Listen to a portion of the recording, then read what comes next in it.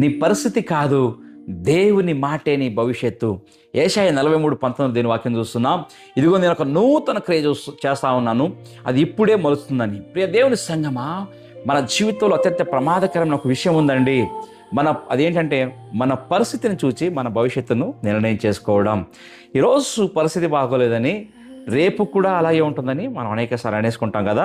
అంత మాత్రం కాదండి, ఈరోజు ఒక తలుపు మూసుకుపోయిందని ఇక జీవితం అంతా కూడా మూసుకుపోతాయని అనుకుంటాం.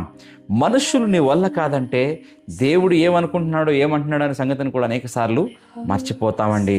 కానీ దేవుని వాక్యం చెప్తా ఉంది, ఇదిగో నీకు నేను నూతన క్రియ చేయుచున్నాను. దేవుడు చూడండి, నీ పరిస్థితిని అడిగి ఆయన నూతన క్రియ చేసే దేవుడు కాదు. నీ గతాన్ని చూసి అతని భవిష్యత్తును ఆయన నిర్ణయించేవాడు కాదు.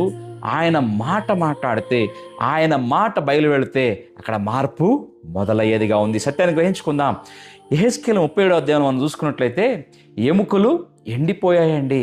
అక్కడ జీవితం కనిపించడం లేదు, జీవం కనపడడం లేదు, ఆశలు కనిపించడం లేదు, భవిష్యత్తు కనిపించడం లేదు. కానీ దేవుని ప్రవక్తను దేవుడు అడుగుతా ఉన్నాడు, ఈ ఎముకలు బ్రతకగలవా అని.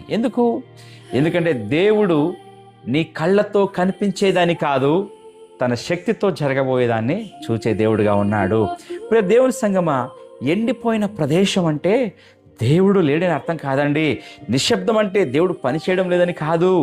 చూడండి, ఆలస్యం అవుతుందంటే దేవుడు అక్కడ నిరాకరించేసాడని కాదండి. కొన్నిసార్లు దేవుడు బయట పరిస్థితిని మార్చే ముందు మనలోని భయాన్ని తీసేస్తాడని, మారుస్తాడని అనేకసార్లు నేను చెప్తా ఉంటున్నాను. చూడండి, ఈరోజు మన దగ్గర ఏమీ లేకపోయినా పర్వాలేదు, నీ చేతిలో సమాధానం లేకపోయినా పర్వాలేదు, నీ భవిష్యత్తు నీ ముందున్న దారి ఎలాగుంటుందో కనిపించకపోయినా పర్వాలేదు, దేవుని మాట నీతో ఉంటే నీ కథ ఇంకా ముగియలేదని సత్యాన్ని ఈరోజు గ్రహించుకో. గుర్తుపెట్టుకుందాం, ఈరోజు నా పరిస్థితి మన భవిష్యత్తును నిర్ణయించదు. మన దేవుని వాక్యమే నా భవిష్యత్తును, మన భవిష్యత్తును అది నిర్ణయించేదిగా ఉందని సత్యాన్ని గ్రహించుకుందాం. చివరిగా చూసుకున్నట్లయితే ఒక ఆశ, ఈ ఆశ అంతా కూడా ఒక వ్యక్తిలో పరిపూర్ణమైంది, నెరవేరింది. ఎవరండి ఆయన? యేసుక్రీస్తులో. శిలువపై యేసు చనిపోయినప్పుడు శిష్యులకు అంతా కూడా ముగిసినట్టే కనిపించింది. సమాధి మూసివేయబడింది, ఆశ సమాధి చేయబడినట్టే అనిపించింది. కానీ 3వ రోజు యేసు ప్రభువారు లేచారండి. అందుకే ఈరోజు నా పరిస్థితి ముగిసిందని చెప్పినా, యేసు ఉన్నంత కాలం నా కథ అది ముగియదు. నీ కళ్ళను ఈరోజు పరిస్థితి అంతా అయిపోయింది అనుకుంటున్నావా? కానీ నీ పరిస్థితిని చూడద్దు. నీ కళ్ళను యేసుక్రీస్తు వైపున పెట్టు. ఎందుకంటే సమాధిని జయించిన యేసు నీ జీవితంలో చనిపోయిన ఆశలను కూడా తిరిగి లేపగలగడు. నీ పరిస్థితి చివరి మాట కాదు,